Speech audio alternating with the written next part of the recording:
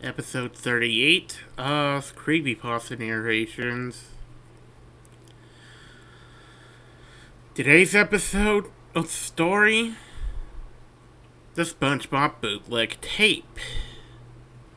No particular trigger warnings, but viewer discretion is advised.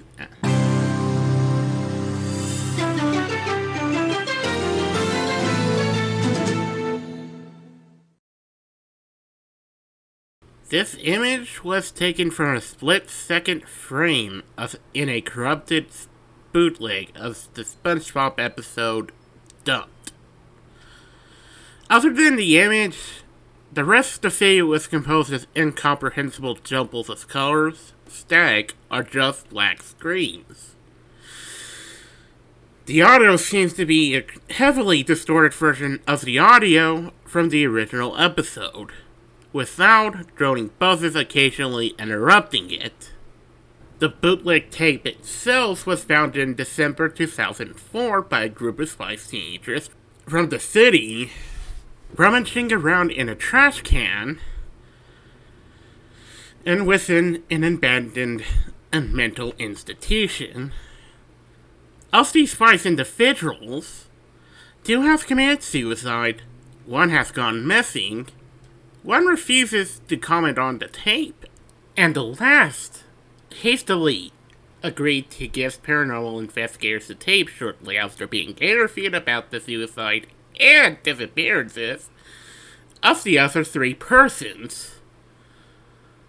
The current whereabouts of the tape are unknown, and many who stared at this image for a long enough period of time claim to see SpongeBob blink. Hey, everyone. Mary here. I'm sorry for appearing late. I just got caught up with some of the paperwork that I needed to do for Mike. Also, I know that Harold stated in his intro that he would be doing a bootleg SpongeBob tape of the episode known as Dumped. But he had let me in to do some other short story as well, and I think it's known as We Kept Driving.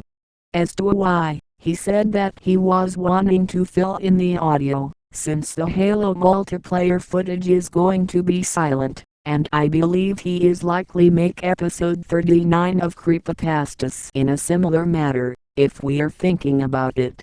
Anyways, here's today's second story. There is a video on the internet that goes by the name of We Kept Driving. This video depicts a man driving down a rainy road at night following a black car into nowhere. However, this video is merely a distraction from the audio. You see, the audio in this video is designed with malicious intent.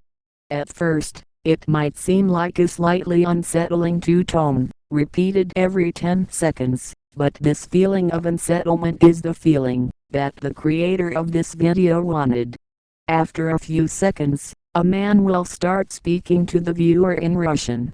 It is unclear what the man is talking about, but he appears to quite relaxed about whatever he is speaking about. Apparently, upon multiple viewings of the video, strange artifacts will appear in the video, such as the video changing size, the picture blurring, the speech of the Russian man changing, and weird, distorted noises playing over the top of the two-tone.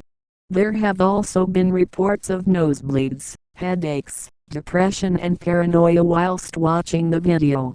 The final effect of the video is one that doesn't seem to be caused by other horror-based videos: pain in the wrists and ankles, as well as the inability for the video to fade out. The video will keep playing at a constant volume, even if you turn your speakers down, off entirely, or walk away from the video, almost as if the video has buried itself deep into your subconscious.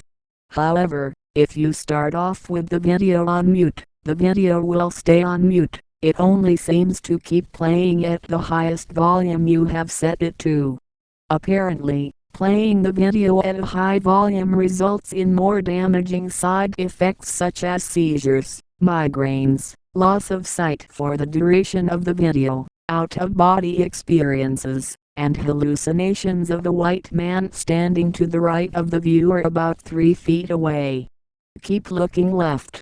During this time, it's worth noting that the video can only be seen 360p, and that the video also has the ability to change to lag and or crash your computer. Viewer discretion is advised. The final side effect of this video is extreme paranoia around windows. If you look into or around a window during the time the video is playing, you may see people standing outside, looking at you directly. All the people who watched the video claim to have had dreams after watching the video.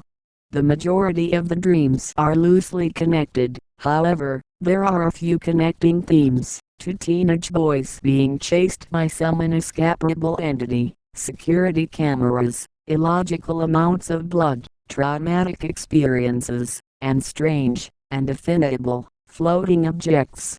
Most of these dreams end with the dreamer jumping out of a window, or smashing a window. It is unknown whether the video still exists, but if it does, run. The man in the video is not a friend. He uses the video as a tracker to find his next victim. I must leave now, as he is after me. I watched it too much. So, Sam, I heard you chilled out after you had some time to yourself. You going to be okay there, bud?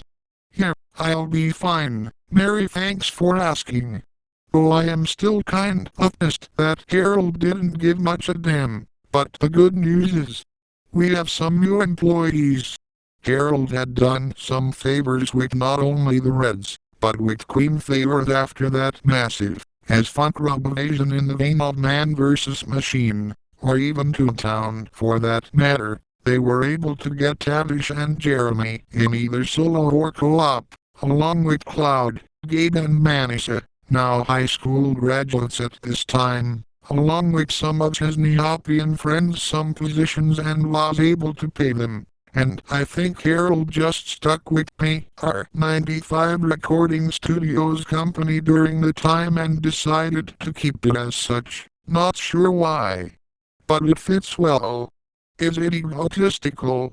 Yeah, but I guess it was either that or the Dassinggod Recording and Publication Studio.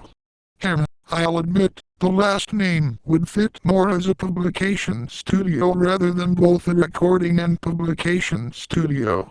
Which, I think Dassinggod has already done so sometime during or after the recording studio had been repaired, after I had blown it right to hell. Well, that's good at least. Also, that's a good thing, considering the fact that we did need a few for people other than us, Mike, Harold and even Freddy and Brutus.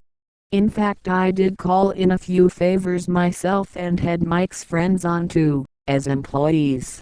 It's good times all around really, but anyways we might have to leave soon. It's almost closing time. Yeah, anyways, see you soon, Mary. So, I managed to get employed at the recording studio, huh? And it seems like I also have time to speak my mind here. So I had appeared as a guest at least a few times here, if I recall correctly, but it's a great thing that I am hired on, even if it isn't a recording role. But holy hell, I was pretty damn thrilled when I got the news I was hired, that I must admit. But that aside, I wanted to say this. Thank you guys for giving me this opportunity to getting me on here, especially you, Harold.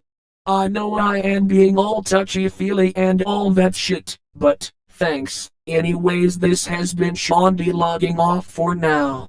So, some new hires? That's good and all, but how long would this last, I wonder? But I don't want to ponder too long on that topic, but I also may have some time to talk. This is Brutus, from the last known video that I had been in, and yes, I was with Freddy during the time, but that was before the hashtag Vargas came around. So I did see it being made by Harold and Anthony and it launching up and working. as intended, but thanks Harold for adding more people on. I guess that should be it. Brutus out.